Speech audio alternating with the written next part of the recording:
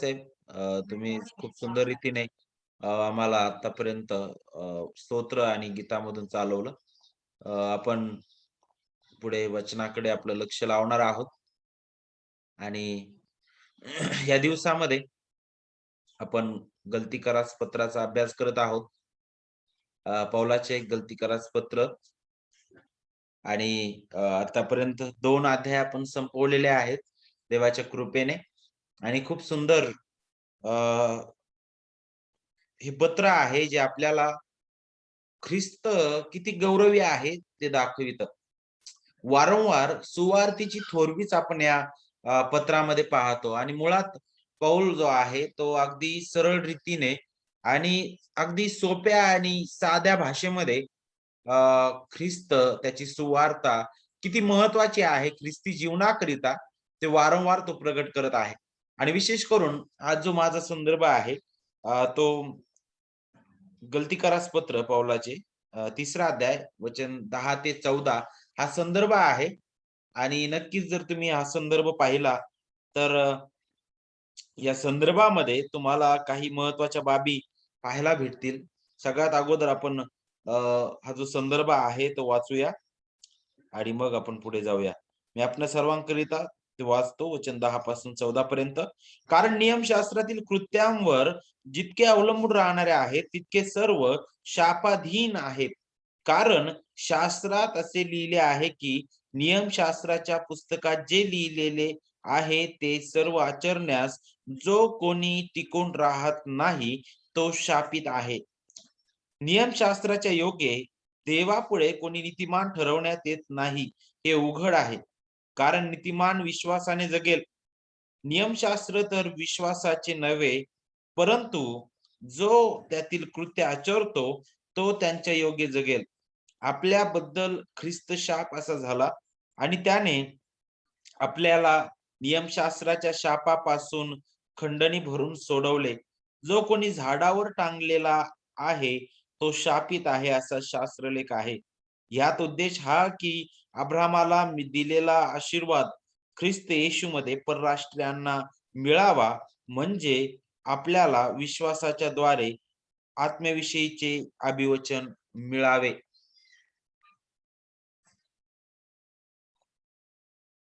ठीक आहे. कुणी स्क्रीन शेअर केलंय?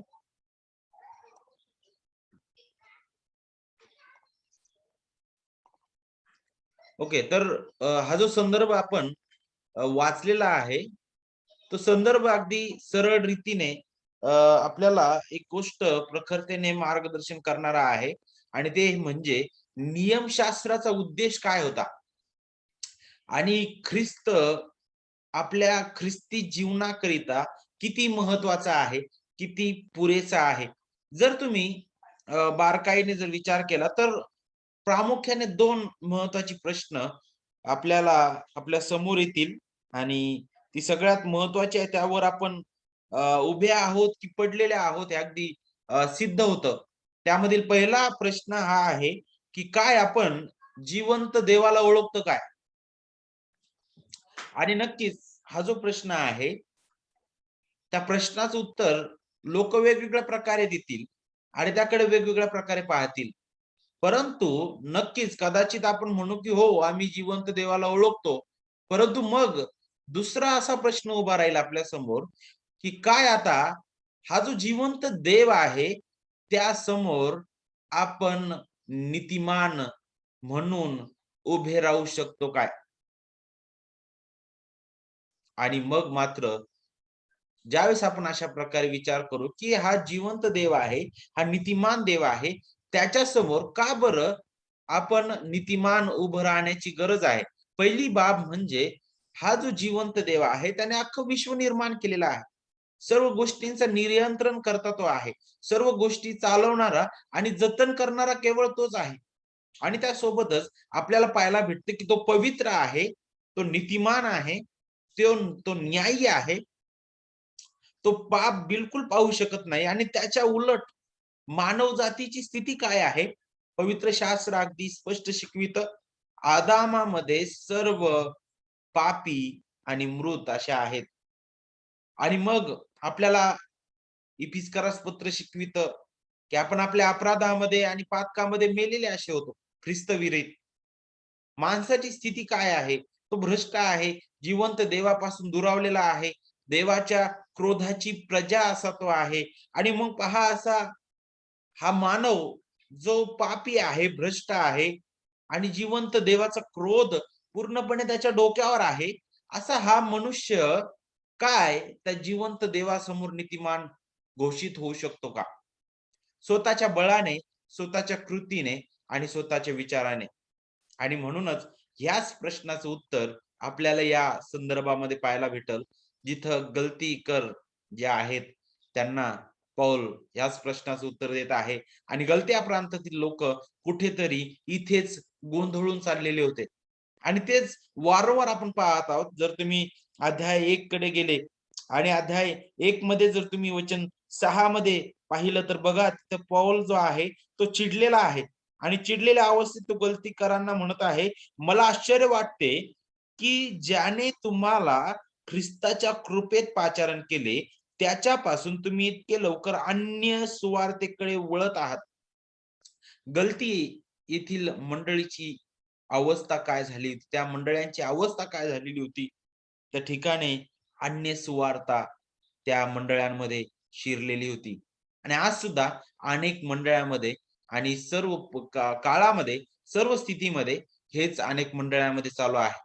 काय झालं होतं? ती अन्य सुवार्ता म्हणजे काय होती? बघा वचन 7 सांगतं अध्याय 1, ती दुसरी नाहीये म्हणे.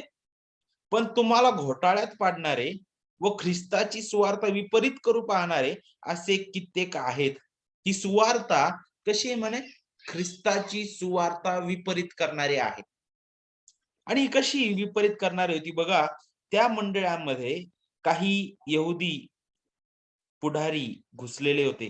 काही यहुदी लोक होते ते अशा प्रकारे शिकवायचे, की नक्कीच पौल जो आहे, जे शिकवत आहे ते अगदी खरं आहे. आम्ही ते मान्य करतो. आणि पौलाबद्दल आमचा काहीच त्याला विरोध नाहीये. नक्कीच ख्रिस्ताचं अर्पण त्याच्याद्वारे आपल्याला तारण मिळालेलं आहे. नक्कीच ख्रिस्ताद्वारे आपण आपल्याला तारण मिळालेलं आहे.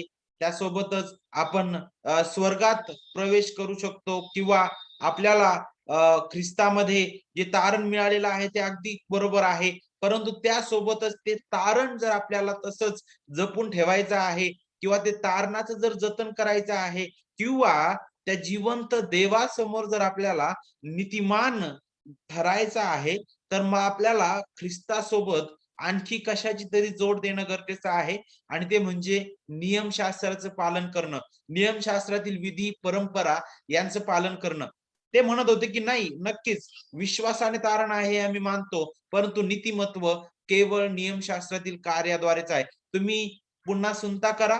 मोशेने दिलेले नियमशास्त्र जे आहेत ते पाळा. त्यासोबत त्यांनी आणखी स्वतःचे पण जे विचार आहेत, स्वतःचं जे शिकवण आहे, ती सुद्धा त्यासोबत जोडलेलं होतं. आणि म्हणूनच अध्याय 3 मध्ये वचन 10 पासून पुढे पौल त्यांचे सर्व जे तर्क-वितर्क आहेत, त्यांचे जे चुकीचे विचार होते त्या कट्टरपंथी लोकांचे, ते खोडून काढत आहे. आणि तुम्हाला वारंवार इथं नियमशास्त्रातील कृत्य, त्यानंतर नियमशास्त्राचं पुस्तक, नियमशास्त्राचे योगे, नियमशास्त्र वारंवार हा जो शब्द वापरलेला आहे, तो शब्दामागे आपल्याला पाहायला भेटतं, की एक गोष्ट पौलाला सांगायची आहे. हे नियमशास्त्र ज्या नियमशास्त्राबद्दल पौल बोलत आहे, जे हे लोकं पालन करत होते, ते नियमशास्त्र म्हणजे मोशेने ज्या प्रकारे दिलेलं होतं, त्या प्रकारे नाही, तर मोशेच्या नियमशास्त्राचा दुरुपयोग करणं, त्याबद्दल हे शब्दप्रयोग पौलाने वापरलेले आहे. पुष्कळदा पौल ज्यावेळेस नियमशास्त्रातील कृत्य अशा प्रकारचे शब्दप्रयोग वापरतो किंवा नियमशास्त्र आणि विश्वास ह्या दोन्ही विरोधाभास दाखवतो, त्यावेळेस पौलाला त्या लोकांना दर्शवून तो बोलत आहे, जे कट्टरपंथी आहेत. कट्टरपंथी लोक जे मोशेच्या नियमशास्त्राचा विपरीत अर्थ घेऊन ते मंडळांमध्ये शिकवत होते.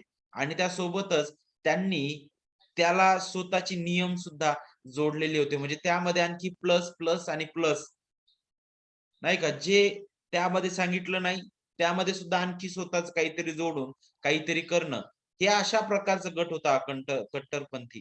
आणि मग आपल्याला पाहायला भेटतं, की पौल अशांना या संदर्भामधून फटकारत आहे आणि म्हणूनच ज्या प्रकारे आपला विषय आहे नियमशास्त्र आणि ख्रिस्त. तर मग ज्यावेळेस आपण नियमशास्त्र आणि ख्रिस्त या दोन्ही गोष्टी आपण पाहणार आहोत, तर त्या सगळ्यात अगोदर आपल्याला नियमशास्त्राबद्दल विचार करणं गरजेचं आहे, की नियमशास्त्र देण्यामागचा उद्देश काय होता? का बरं देवाने मोशेचं नियमशास्त्र दिलेलं होतं? नियमशास्त्र जर ते आपल्याला समजून घ्यायचं आहे, तर वचन 11 आपल्याला पाहणं गरजेचं आहे. पहा गलती करासपत्र अध्याय 3 वचन 11 सांगतं, नियमशास्त्राचे योग्य देवापुढे कोणी नीतिमान ठरवण्यात येत नाही, हे उघड आहे. हे वचन नियमशास्त्राची एक बाजू स्पष्ट करते, ते म्हणजे नियमशास्त्र हे आपल्याला देवासमोर नीतिमान ठरवण्याकरिता आपलं तारण व्हावं म्हणून ते दिलेलं नव्हतं. नियमशास्त्र जे होतं त्याद्वारे तारण होत नाही, परंतु तारणाचा मार्ग ते दाखवितं. हे आपल्याला समजून घेणं गरजेचं आहे. नियमशास्त्राबद्दल विचार करत असताना इथं नियमशास्त्र आणि विश्वास या दोन्ही गोष्टी इथे सांगितलेल्या आहे. तर पौल जो आहे तो त्या लोकांना, कट्टरपंथी लोकांना जणू काय तो फटकारत आहे या वचनांद्वारे. आणि तो काय म्हणतोय, की नियमशास्त्राचे योग्य देवापुढे कोणी नीतिमान ठरत नाही. तो त्या लोकांना म्हणत आहे, "अहो गलतीकरांनो, तुम्ही इकडे लक्ष द्या. तुम्ही जे ख्रिस्ताच्या सुवार्तेला विपरीत करणारे आहात, तर तुम्हाला मला नियमशास्त्राचा अर्थ सांगू द्या. नियमशास्त्र जे देवाने दिलेलं आहे, ते नियमशास्त्र सुद्धा या सुवार्तेच्या विरुद्ध नाहीये. तर नियमशास्त्र सुद्धा हीच सुवार्ता प्रगट करतं. परंतु तुम्ही ज्या प्रकारे नियमशास्त्र या लोकांच्या खांद्यावर लादत आहात, ते नियमशास्त्र या सुवार्तेला विपरीत करणारा आहे. त्या कट्टरपंथी लोकांना तो इथं बोलत आहे. आणि पहा, मग जर तुम्ही नियमशास्त्राबद्दल विचार केला, तर पहिली गोष्ट तर नियमशास्त्र कधी देण्यात आलं, ज्यावेळेस ते इस्रायल लोकांना मिस्र देशातून बाहेर काढण्यात आलं होतं. आणि काही महिन्यानंतर ज्यावेळेस ते मला असं वाटतं सिनाय पर्वताजवळ आले आणि तिथं आपल्याला पाहायला भेटतं, की देवाने मोशेद्वारे ज्या 10 आज्ञा आहेत त्या दिल्या. त्यांना काही नियम दिले. त्याचं कारण हे होतं, त्याचं काही महत्वाची कारणं होती आणि ती म्हणजे अ, हेच की ते एक वेगळं केलेलं राष्ट्र आहे, त्यांना समजावं. त्यासोबतच आता इस्रायल लोकं त्या मिस्र देशामध्ये राहून जवळ-जवळ आता 430 वर्ष होऊन गेलेले होते आणि त्यांच्यासाठी मिस्र देशातील सर्व रूढी परंपरा, मिस्र देशातील आराधना करण्याच्या पद्धती आणि मिस्र देशातील सर्व गोष्टी ज्या आहेत त्यांच्या अंगवळणी पडलेलं होतं. आणि आता मात्र त्या जिवंत देवाने त्यांना बाहेर काढलंय आणि आता त्या जिवंत देवाची जर भक्ती करायची, तर ते त्या मिसर देशाप्रमाणेच विचार करायला लागलेले होते. आणि म्हणूनच देवाने त्यांना नियमशास्त्र दिलं. त्याचं कारण हे आहे, की त्यांनी त्या जिवंत देवाची भक्ती कशी करावी. इतर लोकांपेक्षा ते वेगळे लोक आहेत, हे त्यातून प्रगट होत होतं. त्यासोबतच देव पवित्र आहे, मनुष्य भ्रष्ट आहे, हे देखील त्यातून प्रगट होत होतं. आणि नियमशास्त्र जे आहे, ते अगदी स्पष्ट दाखवायचं, की देव नीतिमान आहे. आणि पहा, अशा नीतिमान देवासमोर नीतिमान ठरायचं आहे, तर आपल्याला एका परिपूर्ण नीतिमत्वाची गरज आहे. एका नीतिमान अर्पणाची गरज आहे. त्याचं आठवण नियमशास्त्र करून द्यायचं. आणि विशेष करून जर तुम्ही अध्याय 11 आणि त्याचा पहिला भाग पाहिला, तर तिथे सांगितलंय, की नियमशास्त्राचे योग्य देवापुढे कोणी नीतिमान ठरवण्यात येत नाही. हे उघड आहे. हे उघड आहे. हा जो शब्द आहे, पौल त्यातून हे स्पष्ट करत आहे, की "अहो गलतीकरांनो, हे अगदी सरळ आहे. याच्यामध्ये काहीच वाद नाही. याच्यामध्ये कुठेही रहस्य, गूढ नाहीये. हे अगदी सरळ आहे, की नियमशास्त्र जे आहे, ते तुम्हाला देवापुढे नीतिमान म्हणून उभं नाही करत, तर तुमच्यावर देवाचा क्रोध आहे. त्या नीतिमान देवाच्या न्यायासाठी तुम्ही सज्ज आहात, हे तुम्हाला नियमशास्त्र दाखवितं." आणि विशेष करून ज्यावेळेस तुम्ही नीतिमान ठरण्याबद्दल विचार करता आणि नियमशास्त्राबद्दल विचार करता, तर सगळ्यात अगोदर पहा, यातून आपल्याला हे पाहायला भेटतं की नीतिमान ठरणं म्हणजे कुणासाठी आहे? ज्यांना पित्याने निवडलेले आहे. पित्याच्या इच्छेने जे निवडल्या गेलेल्या आहेत.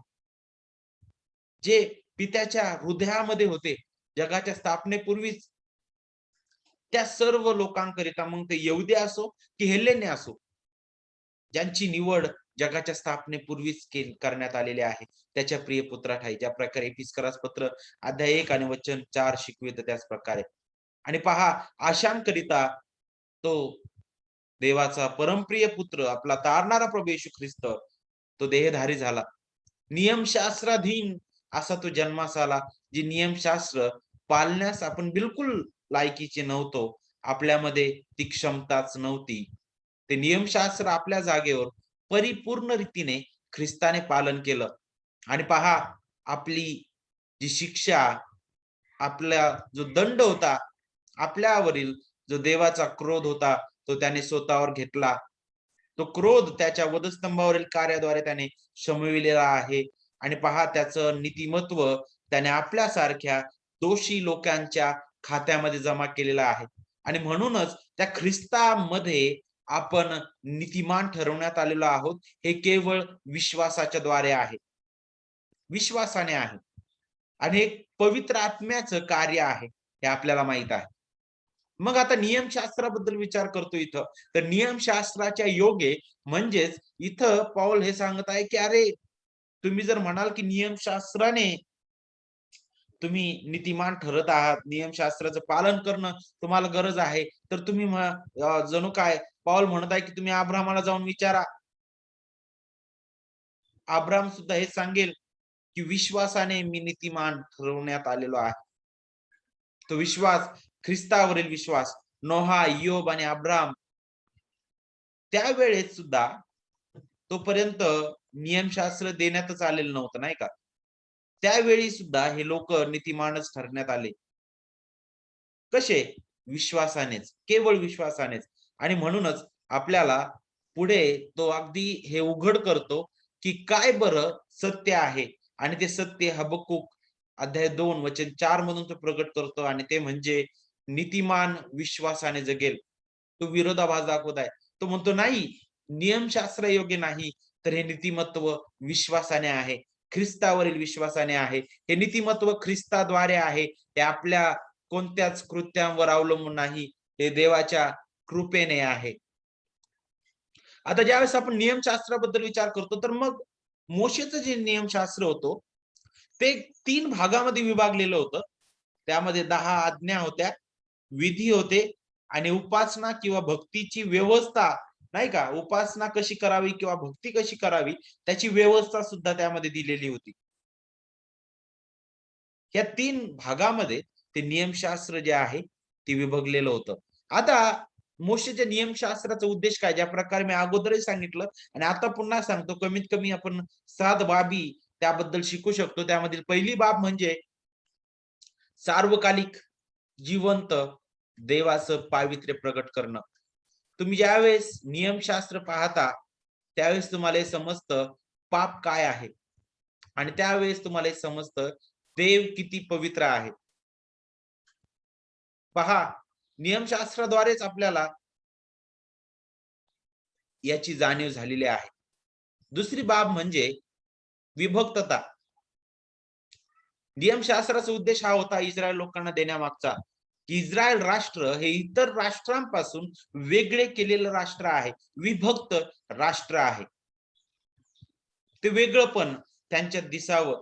त्यांनी त्या मिसरातील त्या रूढी परंपरा तशाच इथं आणू नये. तशाच प्रकारे इथं सुद्धा तेच करू नये. तिसरा उद्देश म्हणजे मनुष्याची पूर्ण भ्रष्टता प्रगट करणं. नियमशास्त्र, पुन्हा एक वार सांगतो मी, हे तारणासाठी नव्हतं, परंतु तारणाचा मार्ग ते दाखवणार होतं. मनुष्याची पूर्ण भ्रष्टता नियमशास्त्र दाखवत होतं वारंवार. मनुष्य किती पापी आहे.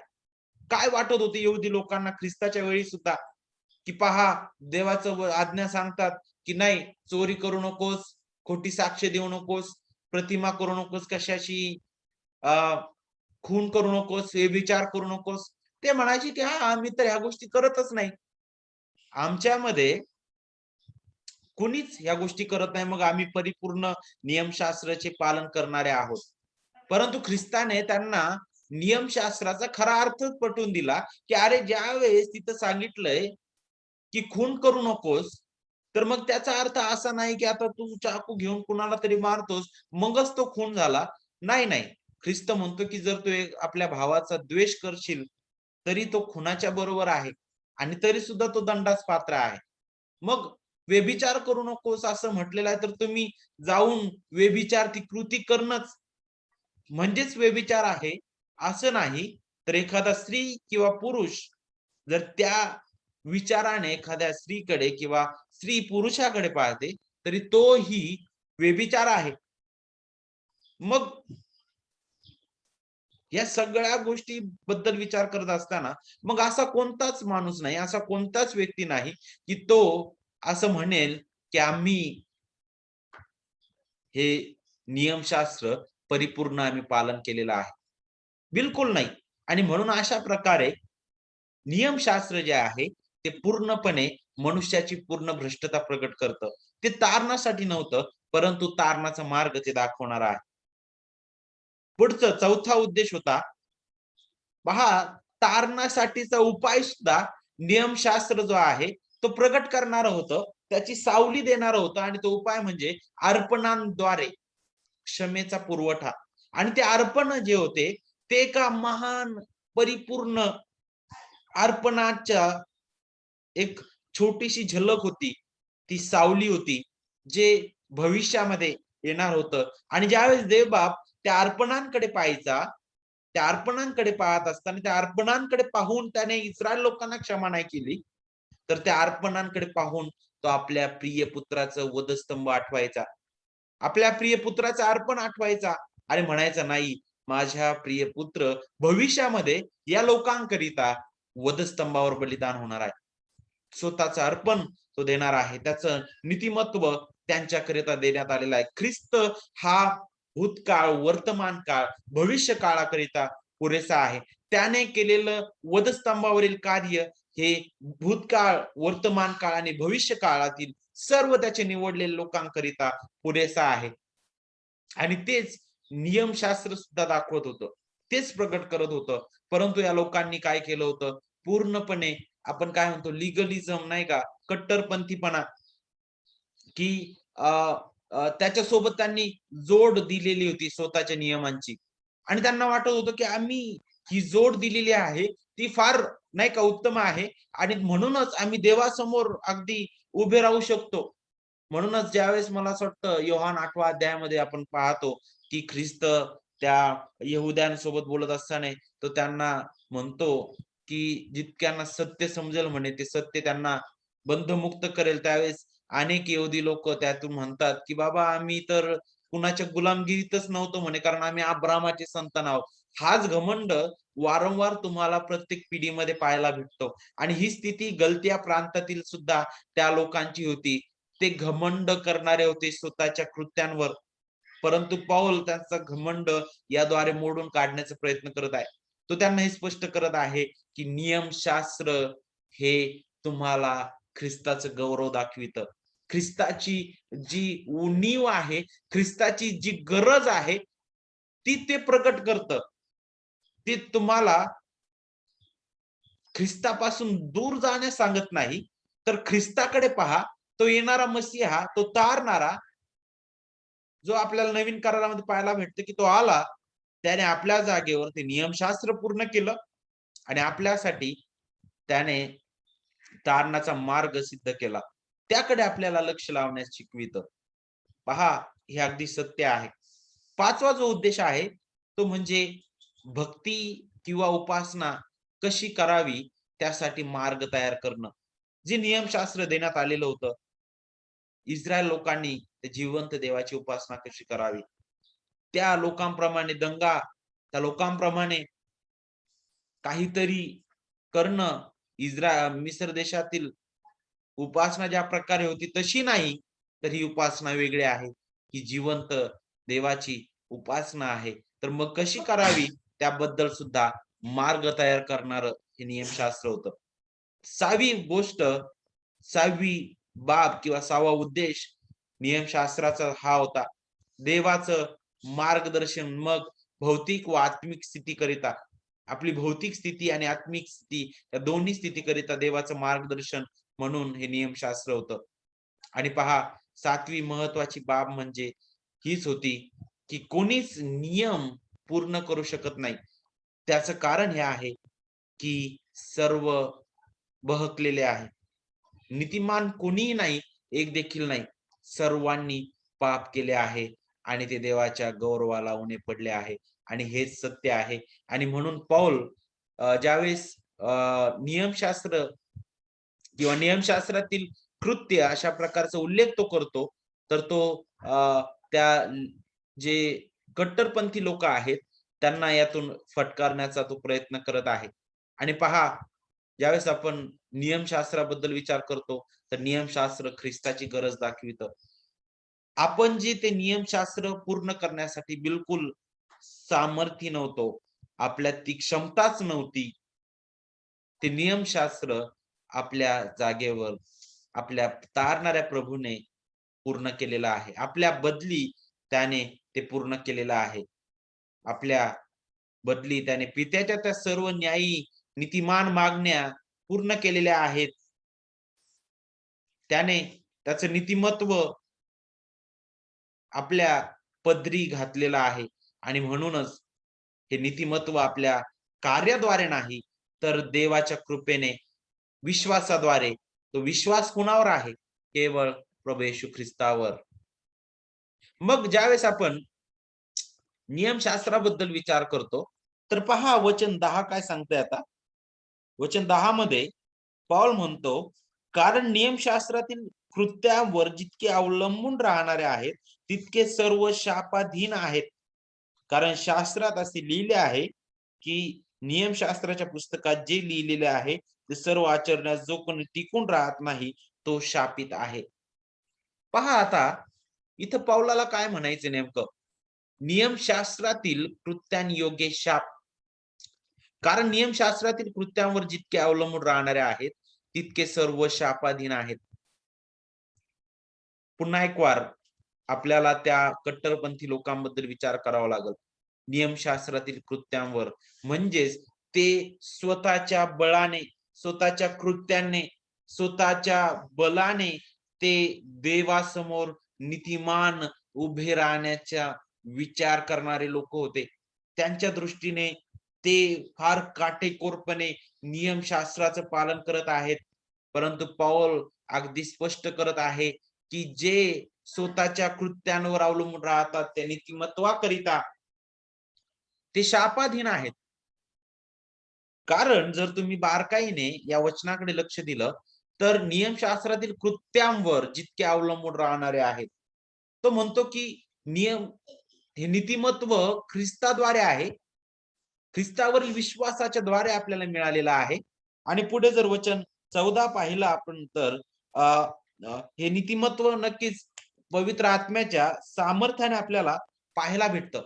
त्याच्याच कृपेने आपल्याला पाहायला भेटतं. आणि विशेष करून नियमशास्त्रातील कृत्यांवर जे अवलंबून राहणारे आहेत, याला सोडून काय म्हणत होते लोक, की नाही, ख्रिस्ताने वधस्तंभावर आपला प्राण दिला. नक्कीच तुम्ही म्हणता, की विश्वासाने आपलं तारण झालेलं आहे, देवाच्या कृपेने तारण झालेलं आहे. नक्कीच आहे. परंतु त्याची पूर्णता करण्याकरिता आपल्याला सुद्धा काहीतरी करणं गरजेचं आहे. जर आपल्याला देवासमोर नीतिमान उभं राहायचं आहे, तर आपल्याला काय करणं गरजेचं आहे? नियमशास्त्राचं पालन करणं गरजेचं आहे.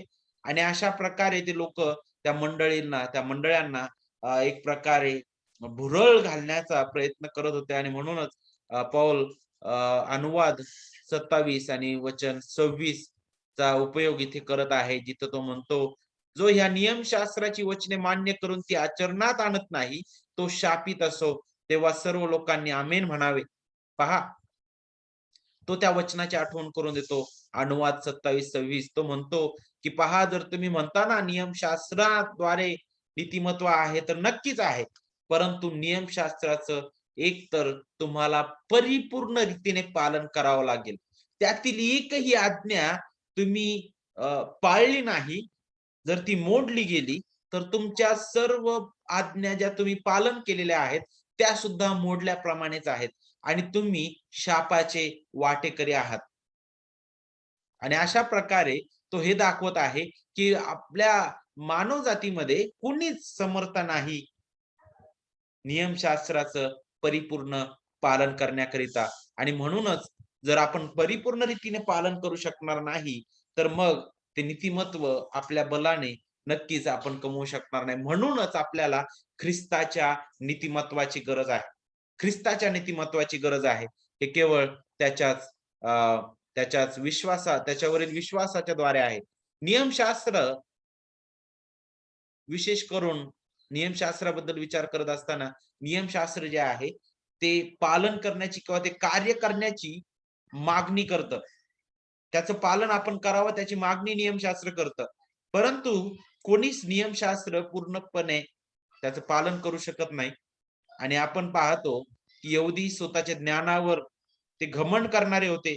त्यांच्या दृष्टीने नियमशास्त्राचं पालन केल्याने देवासमोर ते नीतिमान ठरतात अशा प्रकारे ते म्हणत होते. परंतु हे पूर्णपणे चुकीचं होतं. आणि म्हणूनच पहा वचन 13 अगदी स्पष्ट करतं की पहा हे अशक्य होतं ते ख्रिस्तामध्ये शक्य झालं. आपल्याबद्दल ख्रिस्त शाप झाला आणि त्याने आपल्याला नियमशास्त्राच्या शापापासून खंडणी भरून सोडवलं. जो कोणी झाडावर टांगलेला आहे तो शापित आहे असा शास्त्रलेख आहे. बघा हे अशक्य होतं मानव जातीमध्ये की ते नियमशास्त्र परिपूर्ण पालन करणं. नक्कीच नीतिमत्व जर तुम्ही म्हणता की नियमशास्त्राद्वारे आहे, तर पाऊल म्हणतो की त्याचं परिपूर्ण पालन करा. परंतु पाऊल हे देखील स्पष्ट करतो की मानव जातीमध्ये कोणीच असं नाही जो नियमशास्त्राचं परिपूर्ण पालन करेल. म्हणून आपल्याबद्दल ख्रिस्त शाप झाला. किती सुंदर ते वचन आहे. काय सांगतं हे वचन? ख्रिस्त आपल्याबद्दल शाप झाला, शापित नाही. ख्रिस्त आपल्याकरिता आपण पापी असताना सुवेळी आपल्याकरिता तो पाप असा झाला म्हटलेला आहे. लोक तिथं वेगळा शब्द वापरतील, शापित किंवा पापी. नाही नाही नाही, बिलकुलच नाही. शाप आणि पाप किंवा शापित आणि शाप या दोन्ही गोष्टीमध्ये फरक आहे. ज्यावेळेस इथं म्हटलेलं आहे की आपल्याबद्दल, तर इथं च्या बदली आपण सांगू शकतो ज्याच्यासाठी आपण ज्याच्या पात्र होतो ते स्वतः ख्रिस्ताने स्वतःवर घेतलं. तो आपल्याकरिता शाप झाला. ज्यावेळेस पौल अशा प्रकारे म्हणत आहे तो हे प्रगट करत आहे की ख्रिस्ता ठाई कोणताच दोष नव्हता. तो निर्दोष निष्कलंक होता.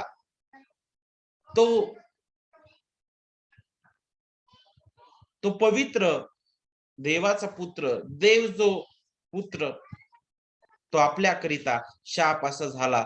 म्हणजेच पहा, ज्या नियमशास्त्रानुसार आपण देवाच्या क्रोधाची प्रजा, इफिसकरास पत्र ज्या प्रकारे सांगतं की सर्वांनी पाप केलेला आहे, रोमकरास पत्र शिकवितं, तर इफिसकरास पत्र शिकवितं की सर्व पाप्यांवर देवाचा क्रोध, नाही का, आपण त्याच्या क्रोधाची प्रजा अशा आहोत, नाही का. तर नक्कीच मग तीच स्थिती इथं आहे आणि तोच क्रोध ख्रिस्ताने आपल्या बदली स्वतःवर घेतला. जी शिक्षा आपल्याला व्हावयास पाहिजे होती ती त्याने स्वतःवर घेतलेली आहे. त्याने आपल्याला नियमशास्त्राच्या शापापासून खंडणी भरून सोडविलं. खंडणी भरणं आणि सोडविणं हे दोन शब्द जे आहेत ते आपल्याला गुलामाबद्दल आठवण करून देतात. पौलाच्या काळात पण आणि जुन्या करारामध्ये सुद्धा आपल्याला पाहायला भेटतं. त्या काळामध्ये गुलामांची खरेदी विक्री केली जायची आणि एकदा जर गुलाम एखाद्या व्यक्तीला, एखाद्या धन्याला एखादा व्यक्ती विकला जायचा, तर तो त्याचा गुलाम म्हणून राहायचा. आणि पहा, गुलाम जो आहे तो कधीच स्वतंत्र राहू शकत नाही. तो पूर्णपणे धन्याच्याच अधीन असतो. धनी जे म्हणेल ते त्याचं करणं आद्य कर्तव्य असतं. परंतु काय होतं की असा हा गुलाम जो आहे तो कुठं फिरू शकणार नाही स्वतःच्या इच्छेने, तो काहीच करू शकणार नाही. जी धन्याची इच्छा आहे तीच त्याला पूर्ण करावी लागेल. का बरं? कारण तो गुलाम आहे त्याचा. परंतु काय होतं, की दुसरा एक व्यक्ती येतो आणि त्या गुलामाची जी किंमत आहे ती त्या धन्याला देतो आणि त्या गुलामाला तो मोकळं करतो आणि त्या गुलामाला म्हणतो, की जा. तू आता स्वतंत्र आहेस, तू गुलाम नाहीस. तेच आपल्या जीवनाबद्दल झालेलं आहे. आपण या पापाचे गुलाम होतो. देवाच्या क्रोधाची आपण प्रजा होतो आणि आपल्या जागेवर पहा, नियमशास्त्रानुसार आपण शापाखाली, देवाच्या क्रोधाखाली होतो आणि पहा, ख्रिस्ताने खंडणी भरली. ती खंडणी भरणं म्हणजे काय आहे? पित्याच्या सर्व न्यायी नीतिमान मागण्या त्याने पूर्ण केल्या. तो नियमशास्त्राधीन असा जन्मास आला. आपल्याकरिता त्याने पूर्णपणे नियमशास्त्राचं पालन केलेलं आहे. पूर्णपणे आपल्याकरिता त्याने वधस्तंभ सहन केला आणि पहा, त्यावेळी एखादा व्यक्ती जर दोषी आहे आणि तो जर त्याला जर मारण्यात आलं, तर त्याला दिवसभर झाडाला लटकून ठेवायचे. जुन्या करारामध्ये जर तुम्ही पाहिलं, तर ते झाडाला लटकून ठेवणं, ते त्याचं प्रमाण होतं, की त्याच्यावर देवाचा क्रोध पूर्णपणे वर्षिलेला आहे. तो शापित आहे आणि मग नंतर त्याला पुरून टाकायचे. जणू काय इथं अशाच प्रकारचा शब्दप्रयोग पौल करत आहे आणि पहा तेच वचन इथं घेत आहे. जो कोणी झाडावर टांगलेला आहे, तो शापित आहे, असा शास्त्रलेख आहे म्हणे. मग तशाच प्रकारचा शब्दप्रयोग आपल्याला पाहायला भेटतं आणि तेच ख्रिस्ताने केलं. तो आपल्याकरिता त्या वधस्तंभावर बलिदान झाला आणि वधस्तंभ हा पूर्णपणे देवाचा क्रोध प्रगट करणारा होता. वधस्तंभ जो आहे, तो पूर्णपणे त्या देवाच्या जणू काय जो क्रोध आहे, तो आपल्याला तिथं पाहायला भेटतो आणि तो ख्रिस्ताने स्वतःवर घेतलेला आहे. तो आपल्या जागेवर, तो निरपराध, त्याच्या ठायी दोष नव्हता. तो पवित्र असा देवाचा कोकरा, नीतिमान प्रभू आपल्याकरिता, आपल्यासारख्या अनितिमान लोकांकरिता पाप असा झाला. सर्व त्याचे निवडलेल्या लोकांचं पाप त्याच्यावर लादण्यात आलं आणि पहा, त्याने स्वतः वधस्तंभावर त्याचं प्रायश्चित्त केलेलं आहे. ख्रिस्त नियमशास्त्राधीन जन्मला. त्याने पित्याच्या सर्व न्यायनीतिमान मागण्या पूर्ण केल्या आणि आपल्याला देवाच्या पवित्र क्रोधापासून त्याने सोडवलेला आहे. आणि म्हणूनच जो कोणी झाडावर टांगलेला आहे, तो शापित आहे, असा शास्त्रलेख आहे, जे आपल्याला अनुवाद 21-23 मध्ये पाहायला भेटतं. त्याचा अर्थ हाच आहे, की पहा झाडावर टांगणं म्हणजे देवाच्या पूर्ण क्रोधाखाली आहे. त्याचं एक प्रदर्शन ते होतं आणि पहा ख्रिस्ताच्या वधस्तंभावर तो ज्यावेळेस होता, जणू काय पूर्ण नरक त्याच्यावर ओतण्यात आला होता. जणू काय देवाचा पूर्ण क्रोध त्याच्यावर ओतण्यात आला आणि पहा त्याच्या त्या परिपूर्ण अर्पणाद्वारे, एकदाच केलेल्या पुरेशा अर्पणाद्वारे आपल्याला सार्वकालिक मुक्तता, सार्वकालिक सुटका मिळालेली आहे. त्याने त्याचं नीतिमत्व आपल्या खात्यात जमा केलेलं आहे आणि म्हणूनच हा जो माझा पहिला प्रश्न होता, की त्या जिवंत देवासमोर आपण नीतिमान कसं ठरू शकतो? तर पहा ख्रिस्ताच्या नीतिमत्वाद्वारे, विश्वासाच्या द्वारे. आणि पहा आतापर्यंत आपण नियमशास्त्राबद्दल विचार केला. आता आपण शेवटची बाब जी आहे ती पाहणार आहोत, ती म्हणजे ख्रिस्त. नियमशास्त्र आपल्याला वारंवार हे शिकवितं, की मनुष्य हा पापी आहे, भ्रष्ट आहे, तर देव पवित्र आहे. आणि पहा असा हा पवित्र देव जो आहे, त्याने आपल्यासारख्या पापी भ्रष्ट मनुष्याचा स्वतःसोबत समेट करण्याकरिता एकमेव मध्यस्थाला या भूतलावर पाठविलं. ज्या मध्यस्थाची नियुक्ती जगाच्या स्थापनेपूर्वीच होती. तो मध्यस्थ म्हणजे देवचा पुत्र, आपला तारणारा प्रभू येशू ख्रिस्त. त्याने ती मध्यस्थी केलेली आहे. तो आपला वकील, तो आपला प्रभू, तो आपला ख्रिस्त. पहा, तो आपल्याकरिता, तो आपल्याबद्दल शाप असा झाला आणि त्याने आपल्याला नियमशास्त्राच्या शापापासून खंडणी भरून सोडवलेला आहे. नीतिमान ठरणं काय आहे देवाच्या प्रिय लेकरांनो? पहा, पहिली बाब म्हणजे ख्रिस्ताबद्दल विचार करत असताना मग आता नियमशास्त्राद्वारे जर शाप आहे, तर ख्रिस्ताद्वारे आशीर्वाद आहेत. आणि मग ख्रिस्ताद्वारे आपल्याला काय आशीर्वाद मिळाले? ते आपल्याला या वचनामध्ये पाहायला भेटतील. त्यामधील वचन 11 मध्ये आपल्याला पाहायला भेटतं. पहिला आशीर्वाद आपल्याला मिळाला, नीतिमान आपण ठरण्यात आलेलो आहोत पित्यासमोर. हे नीतिमत्व ख्रिस्ताचं आहे. आणि म्हणूनच पहा वचन 11 मध्ये पौल म्हणतो, नियमशास्त्राची योग्य देवापुढे कोणीच नीतिमान ठरवण्यात येत नाही म्हणे. हे अगदी खरं आहे, अगदी उघड आहे. आणि तिथं हबक्कूक 2:4 तो वापरतो. तो म्हणतो की नीतिमान विश्वासाने जगेल. आणि हे सत्य मार्टिन लुथरने सुद्धा अनुभवलं. तो सुद्धा स्वतःच्या कृत्यांद्वारे देवासमोर नीतिमान ठरण्याचा विचार आणि प्रयत्न करणारा होता. परंतु ज्यावेळेस त्याने वचन वाचलं, नीतिमान विश्वासाने जगेल, त्यावेळेस तो म्हटला की माझी कृत्य, माझे सर्व परिश्रम, माझे सर्व कष्ट त्याला कुठंच थारा नाही. हे नीतिमत्व केवळ ख्रिस्ताचं आहे. हे केवळ कृपेने आहे आणि हे केवळ ख्रिस्तावरील विश्वासाच्या द्वारे आहे. म्हणून हा पहिला आशीर्वाद त्याद्वारे आपल्याला मिळालेला आहे ख्रिस्तामध्ये. दुसरा आशीर्वाद जो आहे तो आपल्याला मिळालेला तो म्हणजे सार्वकालिक जीवन. किती सुंदर आहे पहा, वचन 12 सांगतं, नियमशास्त्र तर विश्वासाचे नव्हे, परंतु जो त्यातील कृत्य आचरतो तो त्यांच्या योगे जगेल. तो त्यांच्या योगे जगेल. नक्कीच जगेल हा जो शब्द आहे तो आपल्याला तो आशीर्वाद प्रगट करेल. तो म्हणजे सार्वकालिक जीवन. हे आपल्या कृत्यांद्वारे नाही. हे जीवन पूर्णपणे ख्रिस्ताचं आहे. त्याने स्वतःचं जीवन आपल्याकरिता दिलेलं आहे. आणि पहा, ख्रिस्ताने दिलेलं जीवन कधीच कुणीच आपल्यापासून हिरावून घेऊ शकणार नाही. कारण हे देवपित्याने आपल्यासाठी राखून ठेवलेलं होतं.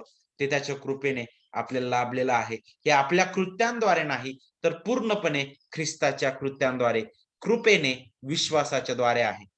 तिसरा आशीर्वाद म्हणजेच पवित्र आत्मा, जो सदोदित आम्हामध्ये वस्ती करतो. आणि ते वचन 14 मध्ये आपल्याला पाहायला भेटतं. पहा, यात उद्देश हा की अब्रामाला दिलेला आशीर्वाद ख्रिस्त येशूमध्ये परराष्ट्रीयांना मिळावा. काय आशीर्वाद होता अब्रामाला?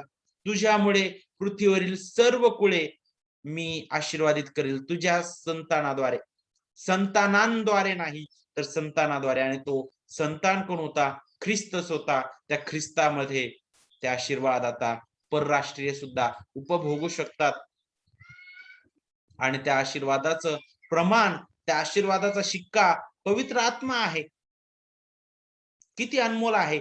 देव जो पवित्र आत्मा आपल्यामध्ये वस्ती करतो, विश्वासाच्या द्वारेच हे अभिवचन मिळालेलं आहे म्हणे. आणि हे सर्व कार्य पहा, त्रैकत्वाचं आपल्याला कार्य यामध्ये पाहायला भेटतं. पिता जो आहे तो तारणाची योजना करणारा आहे. पित्याने ती तारणाची योजना, पुत्राने ती तारणाची योजना सिद्धीस नेलेली आहे. आणि पवित्र आत्मा त्या तारणाच्या योजनेचं लागूकरण प्रत्येक त्याच्या प्रिय लेकरांच्या जीवनामध्ये करतो. आणि म्हणून आज पवित्र आत्मा आपल्यामध्ये सदैव सदोदित वास करत आहे. तो आपल्याला ख्रिस्ताची उणीव भासू देत नाही. त्या ख्रिस्ताच्या सत्यामध्ये तो नित्य नेतो. ख्रिस्ताच्या प्रतिमेमध्ये तो घडवत आहे. तो आपल्याला त्या येणाऱ्या राज्याकरिता तयार करत आहे. ही केवळ त्याची कृपा आहे. आणि म्हणून आपल्या कृत्यांना, आपल्या कोणत्याच गोष्टीला कुठंच थारा नाहीये. म्हणून जे काही आहे ख्रिस्ती जीवनाचं सार, ख्रिस्ती जीवनाचा अल्फा ओमेगा ख्रिस्त आहे.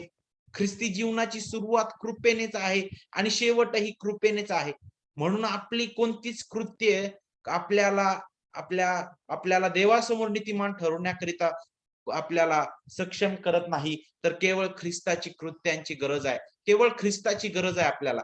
आणि म्हणूनच गलतीकरस पत्रामध्ये ज्या प्रकारे पौल त्या गलत्या प्रांतातील मंडळांना याची आठवण करून देत आहे की तुमच्या कृत्यांना कुठे जागा नाही. म्हणून ख्रिस्ताची सुवार्थ समजून घ्या. ख्रिस्ताच्या सुवार्थेपासून बहकून जाऊ नका. ख्रिस्त काय आहे त्याला ओळखा आणि ख्रिस्ताच्या अधीन व्हा. ख्रिस्त शिका, ख्रिस्त जगा, ख्रिस्त गा आणि ख्रिस्त गौरवा. तेच देवाचं गौरव प्रकट करणारा आहे. म्हणून देवाच्या प्रिय लेकरांनो, खऱ्या अर्थाने आपल्या कोणत्याच कृत्याला कुठंच थारा नाही हे समजून घ्या. तारण पूर्णपणे देवाच्या कृपेने आहे. नीतिमत्व हे ख्रिस्ताद्वारे आपल्याला मिळालेलं आहे. हे आपल्या हातून नाही, तर देवाच्या कृपेने आणि विश्वासाने आहे. म्हणून आपण स्वतःवर घमंड करत नाही, तर ख्रिस्तामध्ये घमंड करतो. प्रभू तुम्हा सर्वांना या वचनाद्वारे आशीर्वादित करो. आमेन.